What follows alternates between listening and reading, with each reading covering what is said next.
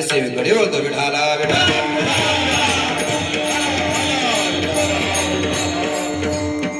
अभंग जगद्गुरु तुकोबरांचा आहे, 4 चरणाचा आहे.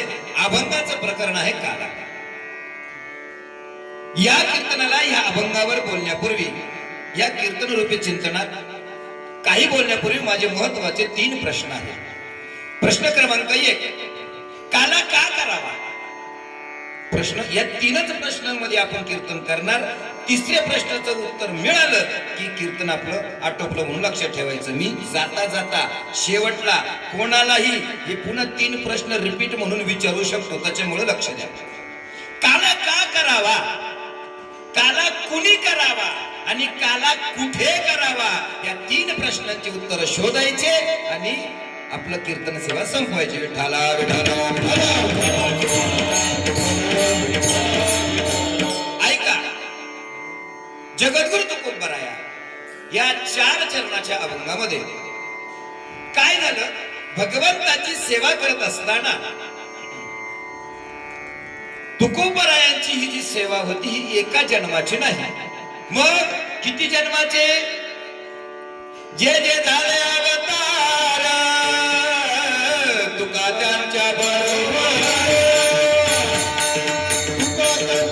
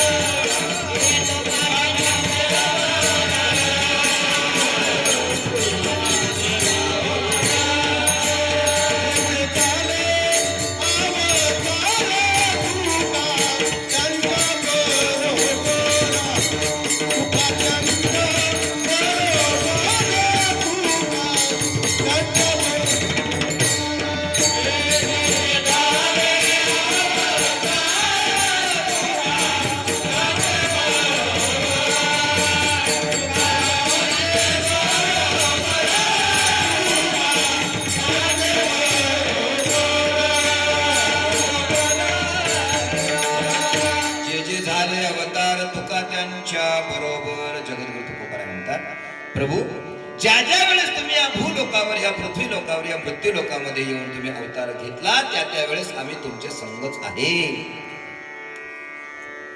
जगद्गुरु तुका अवतार नामयाचा संप्रदाय सकळाचा एथोनिया हजारो प्रमाण सापडतील आपल्याला. मुद्दा काय आहे? जगद्गुरु तुकोबराया हे भगवंताच्या संगच येणे आणि जाणे, त्याच्या व्यतिरिक्त दुसरं काहीही नाही. म्हणजे थोडक्यात एक सांगतो तुम्हाला, शरीर चालतंय याचा पुरावा देणारं कोण असेल तर ते फक्त आहे आणि तो फक्त श्वास. जोपर्यंत श्वास आहे तोपर्यंत शरीर चालतं आणि श्वासाने एकदा थांबून घेतलं का शरीर खाली पडतं. त्या न्यायाप्रमाणे भगवंत मृत्यू लोकामध्ये आला, संत त्याच्या संग आलेच सकारात्मक भाषेत उद्गारतो. संत आले नाही आणि देव भगवंत या मृत्यू लोकामध्ये आला. आजपर्यंत असं कधीही घडलेलं नाही. कशावरून घडलं नाही? ऐका, तुम्हाला एक त्याचं तात्विक कारण सांगतो. आमच्या घरामध्ये लाईट गेली, लाईट वीज गेली ती वीज आम्हाला परत आणायची आहे. मग त्याच्यासाठी आपण वायरमनला बोलवतो. आमचे किरण महाराज या ठिकाणी आहेत. किरण महाराज त्याच्यातले जाणकार आहेत. मी किरण महाराजांना अशी विनंती करतो की किरण महाराज, आपल्याला जर बल्ब लावायचा असेल, बल्ब लावायचा असेल तर एक वायर जोडून बल्ब लागू शकणार नाही का? का नाही लागू शकणार? परत त्याच्यात लाईट आहे, करंट आहे, हाय व्होल्टेज आहे. एका वायरीने जर बल्ब लागत नाही, दुसरी वायर लावायचं कारण काय? तुम्ही मला महाराज त्याच्यात लाईट, त्याच्यात करंटच नसेल, हात लाव. नाही दूर निघाला तर मग आपलं नाव बदलून ठेव. करंट नाही का? मला सांगा, नाही का? आहे. बल्ब का लागत नाही याचं कारण सांगतो दादांनो. त्या करंटला सुद्धा आर्थिंग मुळे किंमत येते. आर्थिंग नसेल तर बल्ब लागत नाही. ऐका, भगवंत या मृत्यू लोकात येतो हो, नाही असं नाही. बरं त्याच्यामध्ये पावर आता पावर विषयी काय सांगावं तुम्हाला? अकर्तुम अन्यथा कर्तुम अशी शक्ती त्या भगवंताच्या अंगात असताना, त्याच्यामध्ये पावर असताना सुद्धा संत महात्मे जर नसतील तर भगवंत हा शून्य आहे.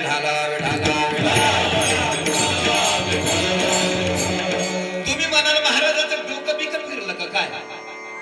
भगवंताला शून्य म्हणतो? हो, तुम्हाला पुरावा देतो मी या गोष्टीचा.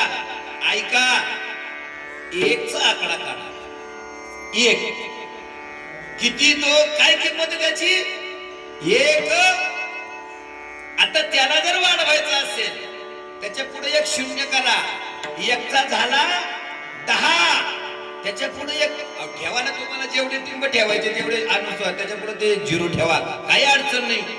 एक 0 वाढला की दशक, शतक. आता तुमचं तुम्ही पाहून घ्या बा. आता हे पुढचं काय? मी दुसरी नापास आहे. मी काय पाहिजे नवनाथला माहिती आहे आमच्या, मी दुसरी नापास आहे. दुसरी मध्ये 6 माहिती परीक्षा सुद्धा देईल नाही किशोर भाऊ मी. तेव्हा ते दशकच्या पुढे आपल्याला काही येत नाही. त्याच्यामुळे ते तुमचं तुम्ही बघून घ्या. ऐका, जर त्याची करोडो पर्यंत जर संख्या जात असेल, मग एक एक शून्य जर पुसत आलो, एक एक शून्य पुसत आलो, या पुसत एक एक शून्य, या पुसत एक एक शून्य, या एक पर्यंत पुन्हा एकच राहिला. ऐका, भगवंत जर शून्य असेल, भगवंत शून्य असेल तर माझे संत महात्मे हा आकडा आहे एक. तुम्ही जो मनात धराल तो. मग तुम्ही म्हणाल महाराज शून्यच नाही तर त्या आकड्याला काय किंमत आहे? ऐका, कारण तुम्ही 5-50 शून्य लिहा, एकचा आकडा पुसून टाका, पाहू ते शून्याचे किती रुपये मिळतात तुम्हाला. तर विठाला विठाला विठाला. ऐका दादांनो, भगवंत या मृत्यू लोकांमध्ये येतात नाही असं नाही, आणि भगवंत हा सर्व शक्तिमान आहे हेही आम्हाला मान्य आहे. पण माझे संत महात्मे जर नसतील तर भगवंताची ओळखी होणार नाही. ऐका ना दादा, माझा बाप कर्तबगार आहे. विठाला विठाला विठाला विठाला.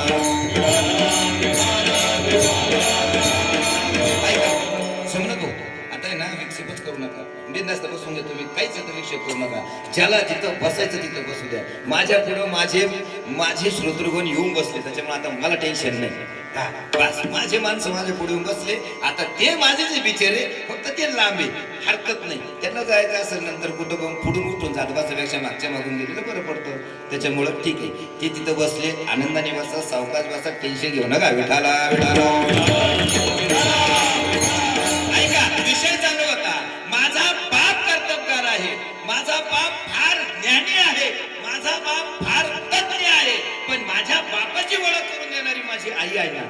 माझ्या आईने जोपर्यंत माझ्या बापाची ओळख माझ्याशी करून दिली नाही, तो म्हणतो मला माहित नाही किशोर भाऊ माझ्या बापामध्ये काय ताकद आहे. ऐका, भगवंत हा सर्वांचा बाप आहे. ऐका, भगवंत तत्व हा सर्वांचा बाप आहे, सर्वांचा पिता. भगवंत सांगता स्वतः, मी कशाला सांगू? पितामह स जगतो माता धाता पितामह. अरे अर्जुना, सगळं मीच आहे, मीच बाप आहे, मीच पिता आहे, हे मान्य आहे मला. पण तू माझा बाप आहेस, तुझ्यात काय ताकद आहे हे सांगण्यासाठी जशी माझी आई मला लागते, त्या न्यायाप्रमाणे, त्या तत्वाप्रमाणे भगवंत काय आहे याची ओळख करून देण्यासाठी माझे संत लागतात. संतांशिवाय ओळख होत नाही नाही नाही.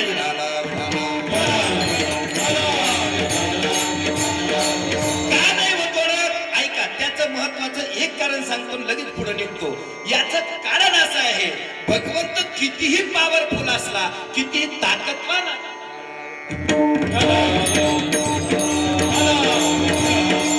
कितीही ताकदवान असला, किती पॉवरफुल असला, पण महाराज पहिली गोष्ट, तो काय सगुण साकार नाही, तो निर्गुण निराकार आहे. आणि निर्गुण निराकाराची उपासना करत असताना आम्ही मानव एकतर कल्पना अविद्येमध्ये आम्ही गुरफटलेलो आहे.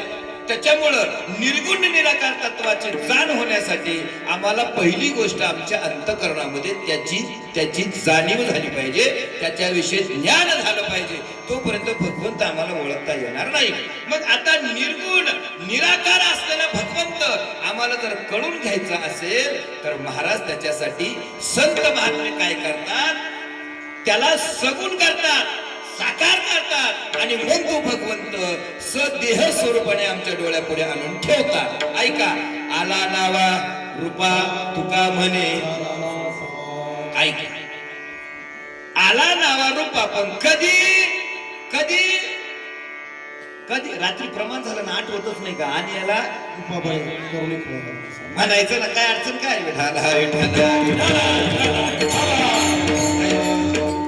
होत कधी कधी जात कधी वेळेस. संत महात्म्यांनी भगवंताला निर्गुण निराकार असलेला सगुण साकार करून तुमच्या माझ्या डोळ्यासमोर प्रगट केलं. आणि मग संत महात्म्यांनी त्याच्या संग आनंद घेतला. आणि एक दिवशी भगवंताच्या मनात प्रश्न आला, तुका का रे, इतक्या वर्षापासून तुम्ही माझ्या संग राहता, इतक्या युगांपासून. आता तुकाराम महाराज म्हणतात, जे जे झाले अवतार, तुम्ही बघून घ्या, जे जे झाले, संख्या नाही इथं, कुठल्याही प्रकारची गणिताचा विषय, जे जे झाले, डायरेक्ट थेट उघड प्रश्न आहे. मग तुकाराम, इतक्या युगापासून तू माझ्या संग आहे, तुला काही माझ्यापासून फायदा? तुकोबाराय म्हणतात, देवा अरे तुझ्यापासून फायदा अभंगाच्या पहिल्याच्या तुझी संगती, तुझी संगती, तुझी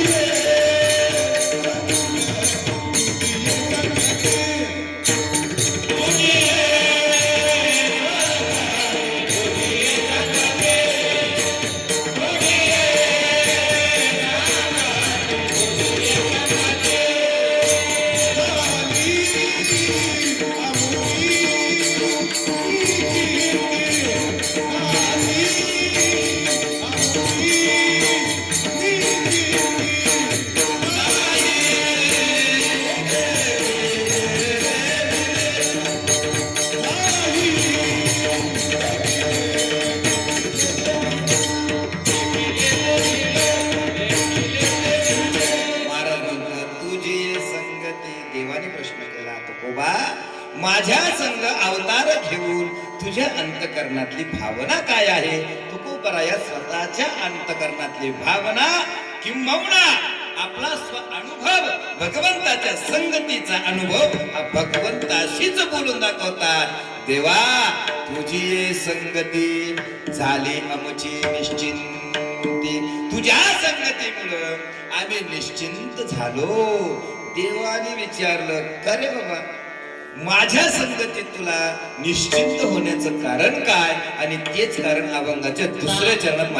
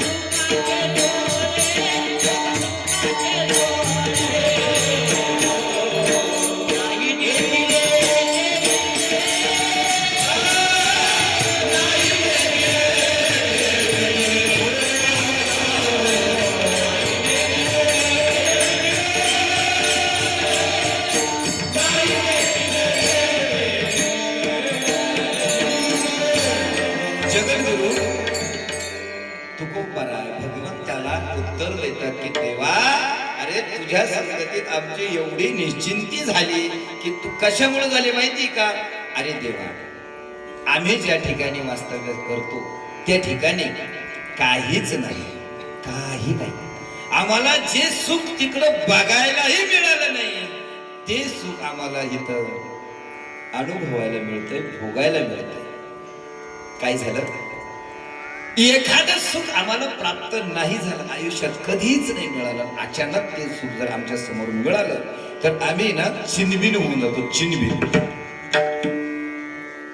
माझ्या संग घडलेली एक छोटीशी घटना सांगतो, सत्य घटना आहे. आता विलास इथे नाहीये, विलास होता त्यावेळेस संघ आमच्या, विलास भगत, त्र्यंबक बाबा भगत, विलास आणि अजून 2-4 जण होते. महावीर काका होते आमच्या संघ, बबन काका होते, बबन काका गुजराती ते होते. काय झालं, सारडांच्या आई वारल्या. काय नाव त्यांचं? सारडांच्या आई, नाशिकला. हा, त्या मातोश्री वारल्या, त्यांचं नाव मला आठवत नाही. त्यांच्या अंत्यविधीला आम्ही गेलो होतो बाबांसंग, मी गेलो होतो बाबांच्या अंत्यक्षेत्रामध्ये. काय झालं, माझ्या घरी नळाचा तपास नाही. खरं सांगतो, व्यासपीठावर बोलतोय मी, विठ्ठल मंदिरात राहत होतो, माझी स्वतःची घटना सांगतो. नाही ते केले ते मिळे, भोग सुखाचे सोहळे या तत्वावर बोलतोय.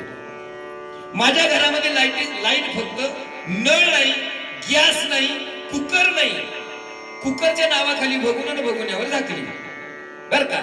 पोळपाट नाही, पोळपाट म्हणजे माझी धर्मपत्नी ज्या वेळेस ज्या ताटात कणिक मळायची तेच ताट पालत करून त्याच्यावर चपाती करायची. ही आमची परिस्थिती थोडक्यात माझी स्वतःची, सिन्नर मध्ये असताना. ही काही मी दुसऱ्या गावची नाही सांगत, सिन्नरची सांगतो. आणि ही परिस्थिती बघितलेली, ही तर हजारो लोक आहेत. ज्याच्यामध्ये आमचे विश्वनाथ बाबा होते, ज्याच्यामध्ये आमचे गोरेसर आहे, ज्याच्यामध्ये आमचं नवनाथही आहे. नवनाथने ती परिस्थिती बघितलेली माझी. अशा परिस्थितीमध्ये मी, बाबांनी मात्र मला जावाई मानल्यामुळे बाबा मला घेऊन गेले तिकडे नाशिकला. म्हणे महाराज अशी अशी घटना झाली, तुम्ही गायक आहात, वादक आहात, चला. मग बाबांसंग मी जायचो, गेलो बाबांसंग.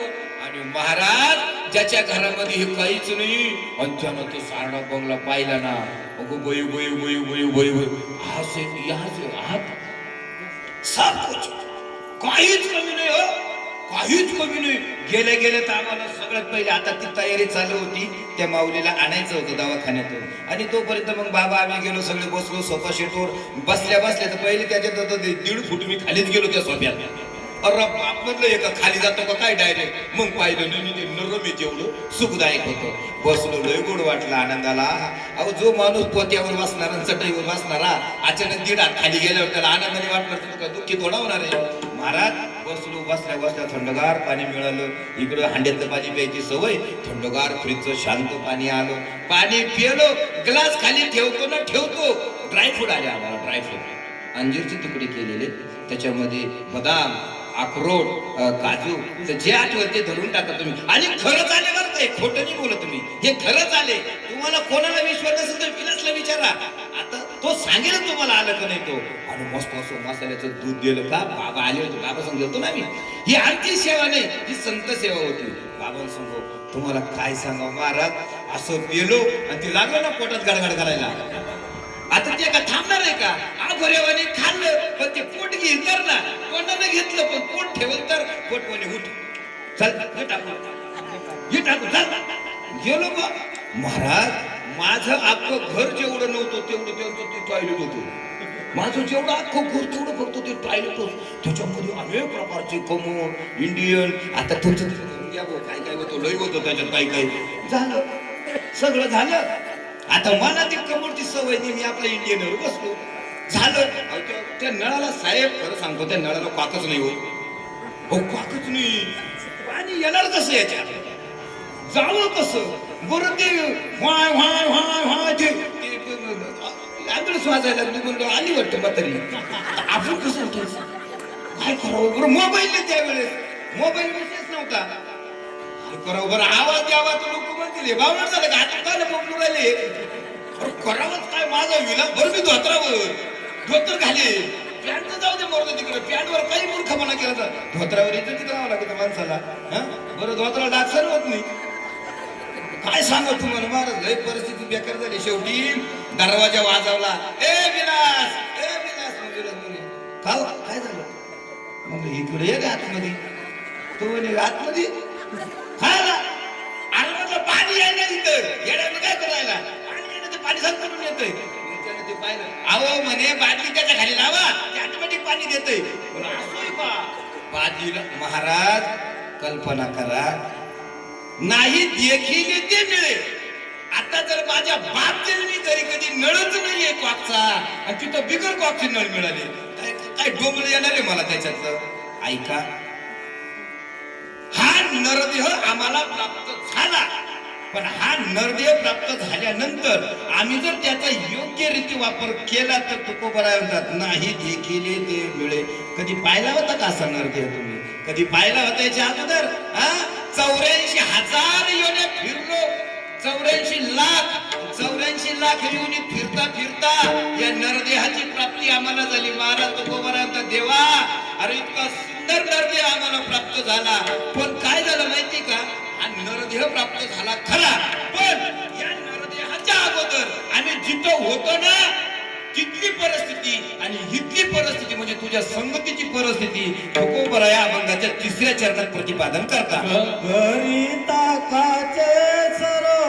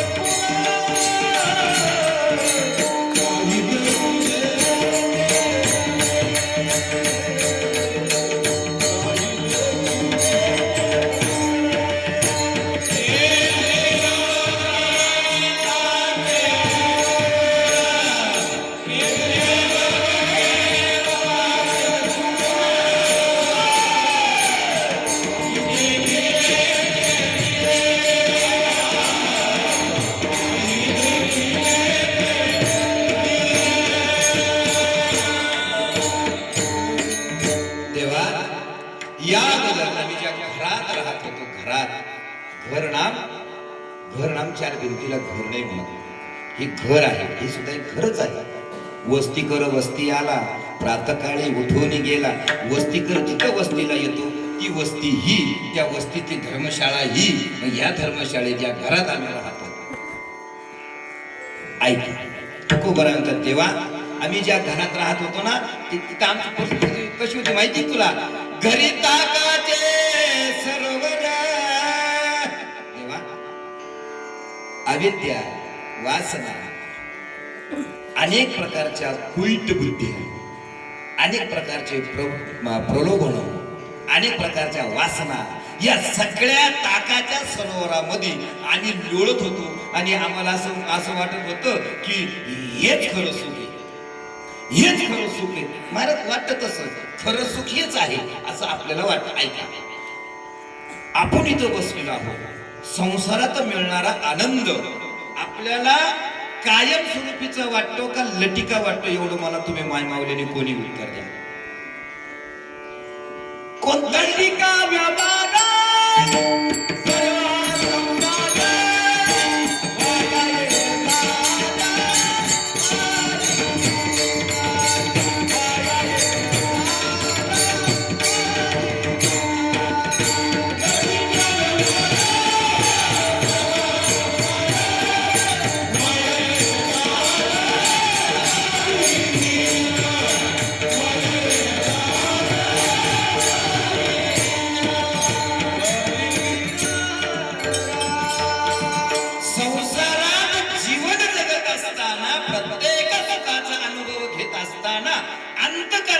झालेली संवेदना ही आम्हाला सुखप्रद वाटते का दुःखप्रद वाटते?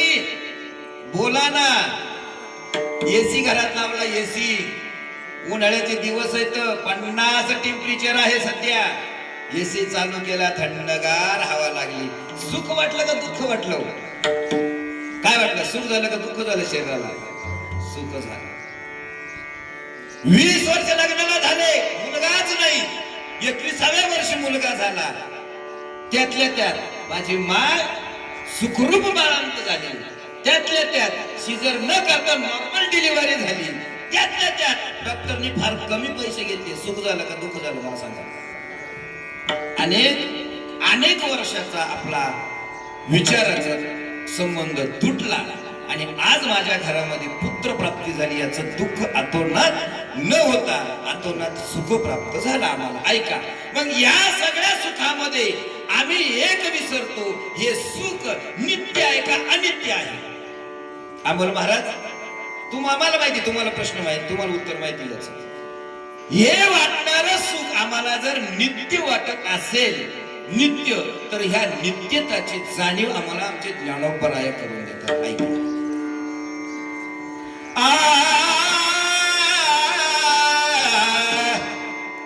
विषयाचे समसुख. ऐका, विषयाचे सम हा शब्द फार महत्वाचा आहे. समनाम यासारखं हे एकासारखं हे दुसरं. विषयाचे समसुख बेगडाची बाहुली आभ्राची सावली जाईल लया. ऐका ना दादा, हे आम्हाला वाटणार सुख आभ्राची सावली जाईल लया. उन्हाळ्याचे दिवस आहे, जीव लाही लाही करतो आहे, पाणी मिळत नाही, पाय पोळत आहेत, अंग तापलेलं आहे, आणि तेवढ्यामध्ये तुमच्या डोक्यावर ढग यावा, ढग, आणि तो ढग दिवसभर तुमच्या डोक्यावरच राहावा. हा ना? कोणाच्या राहिला आजपर्यंत सांगा बरं?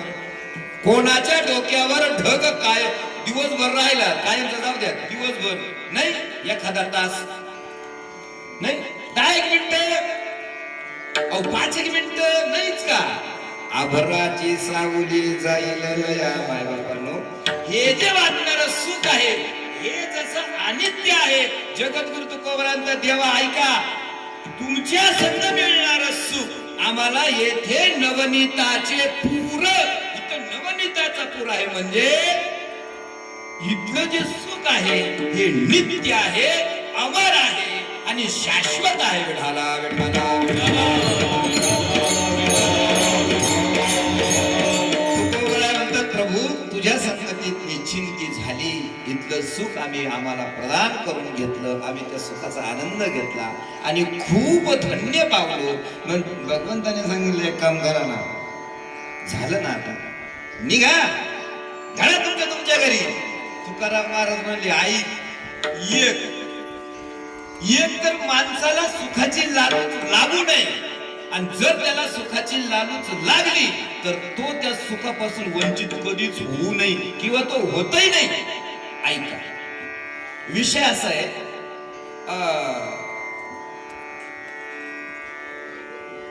विठाला विठाला विठाला.